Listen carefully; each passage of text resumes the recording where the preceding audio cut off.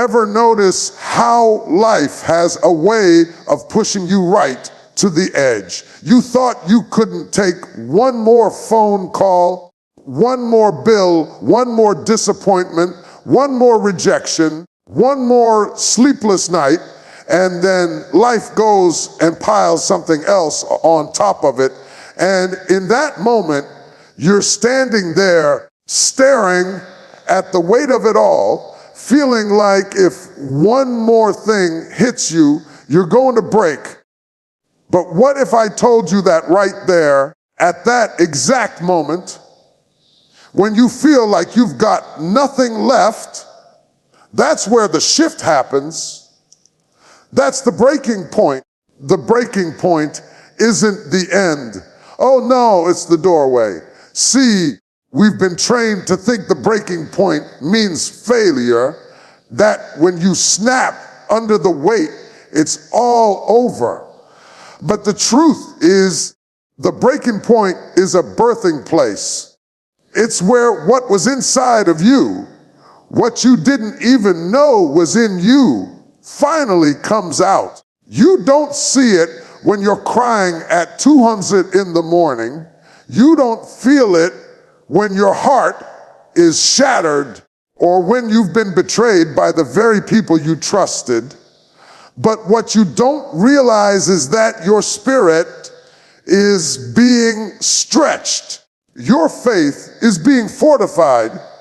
The breaking point is where you stop surviving on yesterday's strength and tap into something fresh, something deeper, something unshakable. You think about a seed, you bury it in the ground, it disappears, it's covered in darkness, and then before life ever springs up, there's a breaking.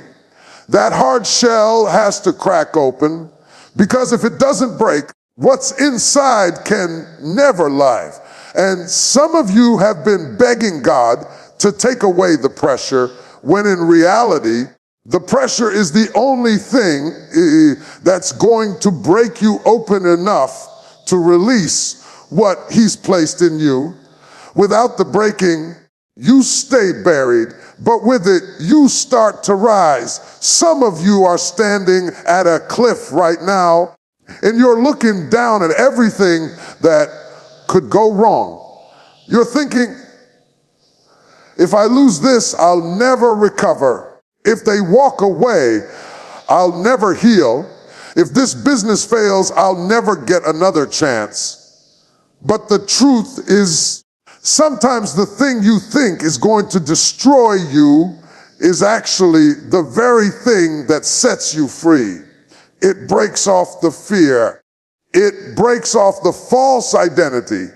It breaks off the need to please everybody. And what's left is the real you, the you that doesn't need everybody's approval to stand tall, the you that knows how to weather storms without losing your song. You see, people who've never been broken are fragile. They might look strong, but they're brittle. They shatter at the first sign of trouble. But when you've been broken and survived, there's a resilience in you that can't be faked. That's why some folks can't understand how you keep going. They saw you take hit after hit, setback after setback, and they figured by now you'd be done. They didn't know about the breaking point. They didn't know that's where your real power kicks in. That's the thing about breaking. It doesn't just reveal strength. It produces it. There's a kind of strength you only get from making it through nights that should have taken you out. And when you walk out of that, you don't walk out timid. You walk out knowing that if you survive that, you can survive anything. That's why you've got to act like nothing can break you. Not because you haven't been broken, because you know being broken doesn't mean being destroyed. And I need you to hear this. Your breaking point is not proof that you're weak. It's proof that you're human. It's proof that you've carried something heavy. It's proof that life has pressed against you. And yet here you are still standing. And if you can stand here now with the weight you've carried, imagine what you'll do when you step into the next chapter that was forged in this fire. So don't despise the breaking. Don't curse the moment you thought would finish you. It was never sent to kill you. It was sent to reveal you. The breaking point is where the old you crumbles and the stronger, bolder, freer version of you rises. That's why I'm telling you, don't just endure it. Walk through it with the expectation that when you come out on the other side, you won't just be the same person who went in. You'll be unshakable, because the truth is what you call the end is just the beginning. We like to walk around acting like we can carry it all. We smile when we're tired. We show up when we're empty. We keep pouring into everybody else when our own cup is bone dry. We've got this idea that if we admit we're tired, if we admit we're hurting, if we admit we can't fix it all, then somehow that makes us weak. But the truth is, you were never built to carry the whole world on your shoulders. You are a finite vessel. You've got limits, and those limits are not a curse. They're a design. See, you've been trying to live like you're the source, like everything depends on you. Like if you stop, the world will stop spinning. That's why you're worn down, why your patience is thin, why your joy feels distant, because you've been treating yourself like you're an endless supply. But you are not the source. You are the carrier. The strength that keeps you going doesn't originate with you, it flows through you. And when you finally recognize that, you stop beating yourself up for being tired and you start leaning into the one who has no limits. You've got to understand there's a difference between having boundaries and being broken. Knowing your limits doesn't mean you quit. It means you know where to tap into a greater strength. When you stop trying to be everything to everybody, you give space for that greater power to show up in your life. That's why some of you are feeling overwhelmed right now, because you've been trying to do God's job. You've been trying to sustain things you were only called to steward. You've been trying to control outcomes that were never in your control to begin with. Here's the thing, life will keep reminding you of your limits until you stop ignoring them. It'll come through the unexpected breakdown, the sudden illness, the relationships that fall apart, no matter how hard you fight for them. It's not punishment, it's mercy. It's the moment where life says, you can't keep running on your own fuel. It's time to plug back into the source. And when you do, something amazing happens. You stop just surviving off what's left, and you start thriving off what's limitless. Some of you are afraid to let go because you think if you stop, it all falls apart. But the truth is, sometimes letting go is the very thing that allows things to come together. Sometimes stepping back is what gives room for the breakthrough. Because as long as you're holding it all up with your own strength, you never give God room to hold it up with His. And let me tell you, His strength doesn't run out. His capacity doesn't hit empty. His supply doesn't dry up. And I know what you're thinking, but I've been holding it together for so long. If I let go, what happens to me? Let me tell you what happens. You get free. You get your peace back. You get your joy back. You start sleeping through the night again. You start laughing again. You start remembering what it's like to live instead of just function, because you were never meant to run this race on willpower alone. You were meant to run it with supernatural strength, filling you every step of the way. That's why it's okay to say, I can't do this by myself. It's okay to say, I'm not enough without help. That's not weakness. That's wisdom. Because the most dangerous lie you can believe is that you can do it all alone. That's how you burn out. That's how you lose sight of your purpose. But when you admit your limits, you open the door for limitless help to flood in. You start moving not in desperation, but in divine empowerment. When you live like that, you don't fear the storms anymore. You know you might bend, but you won't break. You might stumble, but you won't fall apart. Because you're not depending on your own limited strength. You're anchored to something greater. That's why some people will look at you and think, how are you still standing after everything you've been through? And you can just smile and say, it's not me, it's what's in me. So hear me when I say this. Stop carrying what's not yours to carry. Stop draining yourself trying to be unbreakable in your own power. Rest in the truth that you have limits. That's exactly where infinite strength begins. Because when you recognize your limits and trust the source within, you'll discover you were never as fragile as you thought. You were just running on the wrong fuel. It's funny how life has a way of disguising blessings as burdens. You pray for growth, and instead of a smooth road, here comes resistance. You ask for strength, and instead of an easy season, here comes a storm. You pray for direction.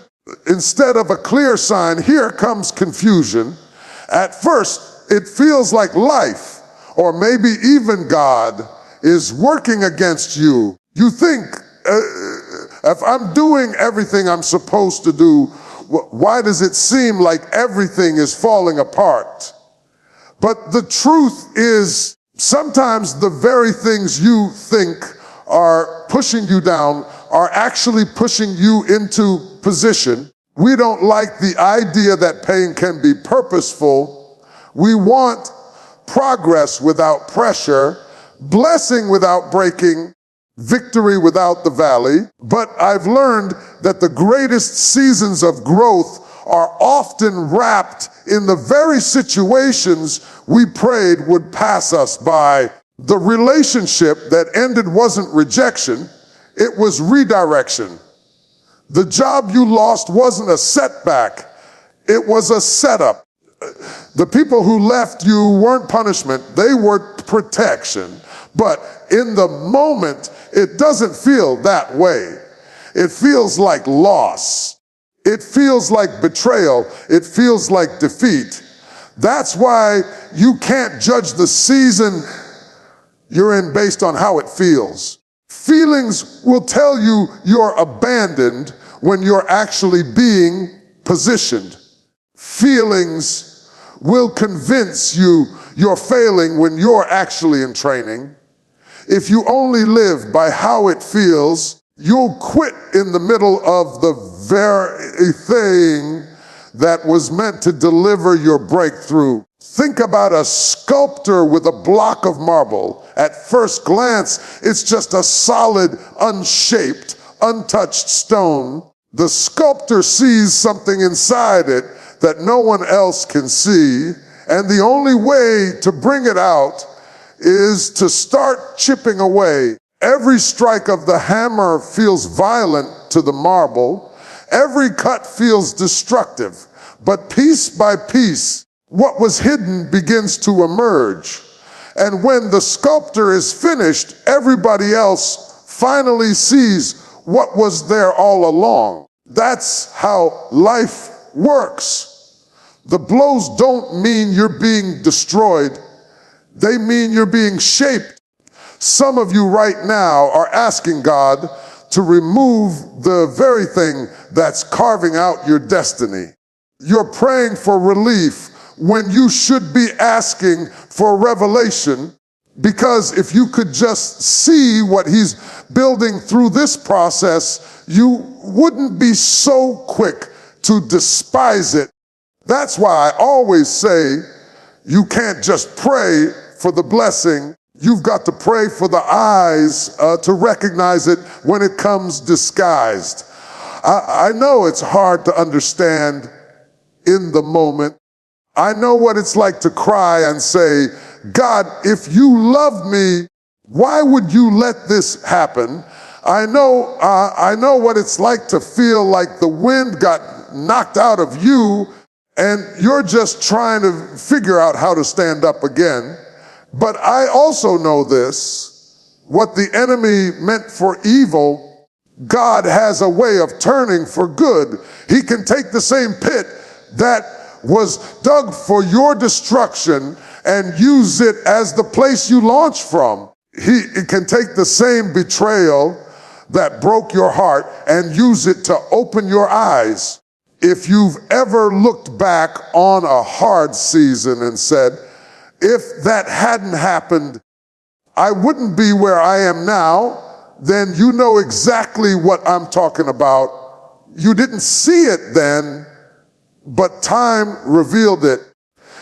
And if he's done it before, he can do it again.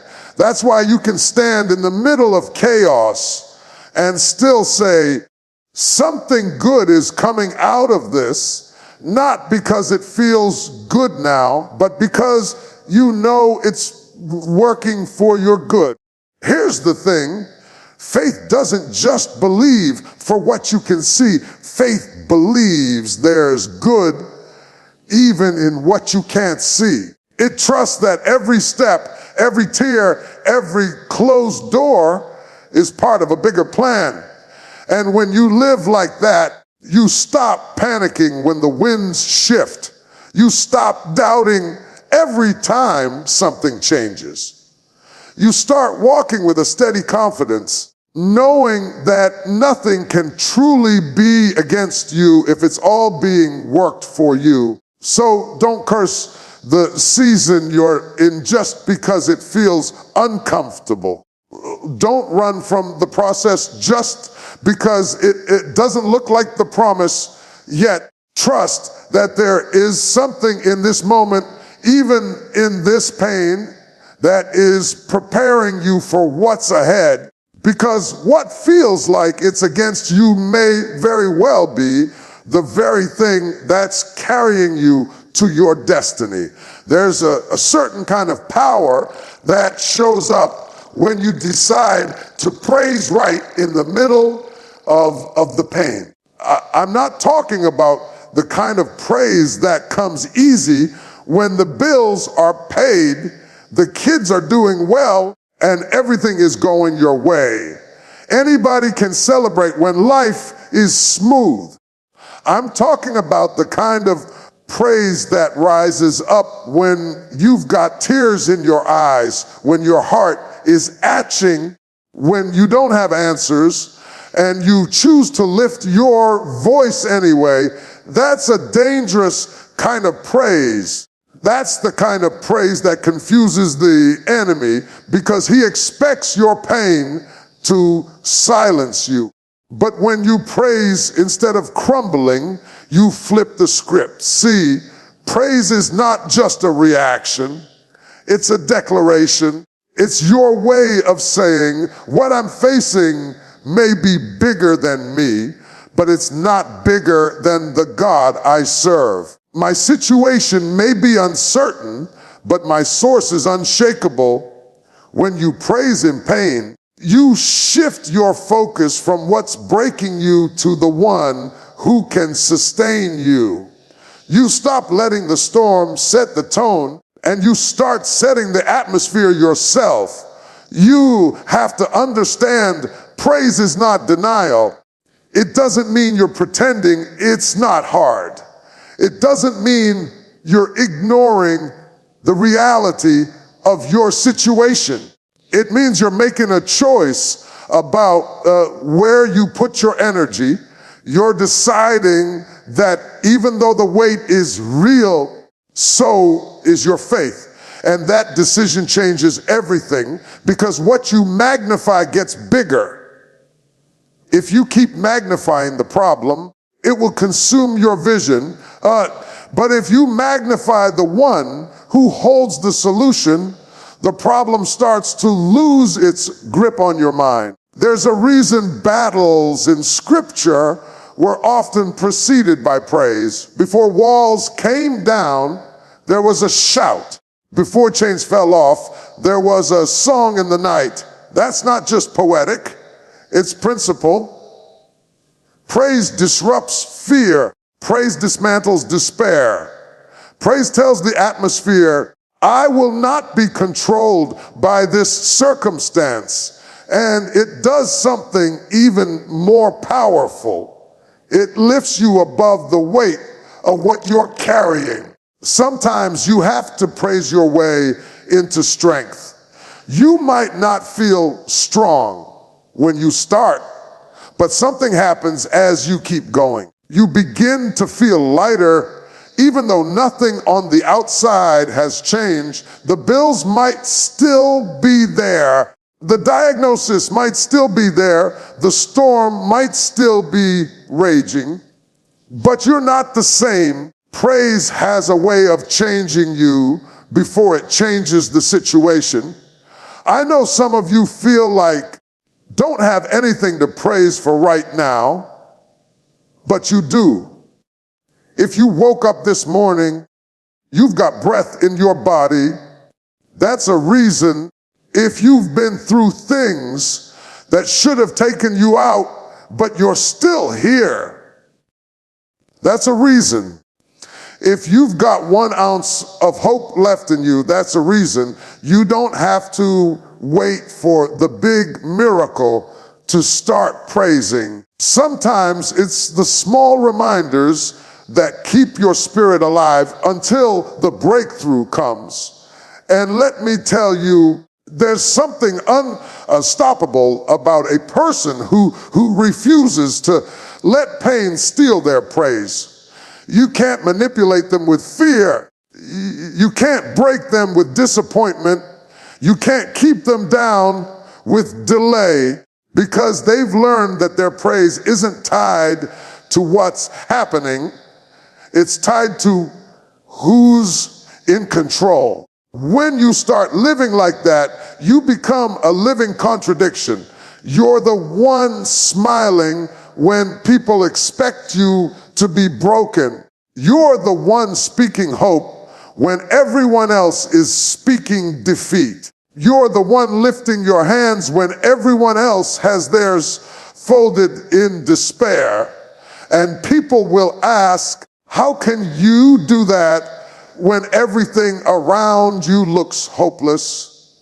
And you'll be able to say, because I know this is not the end. I know who's still working behind the scenes. A praise is the sound of someone who has decided, I will not give up here. It's the sound of someone who knows that even in the dark, there is light ahead. It's the sound of victory spoken before it's seen.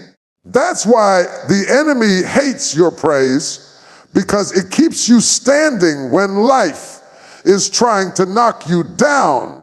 So if you're in the middle of a storm right now, don't just wait for it to pass. Open your mouth and shift the atmosphere. Let your praise be louder than your fear.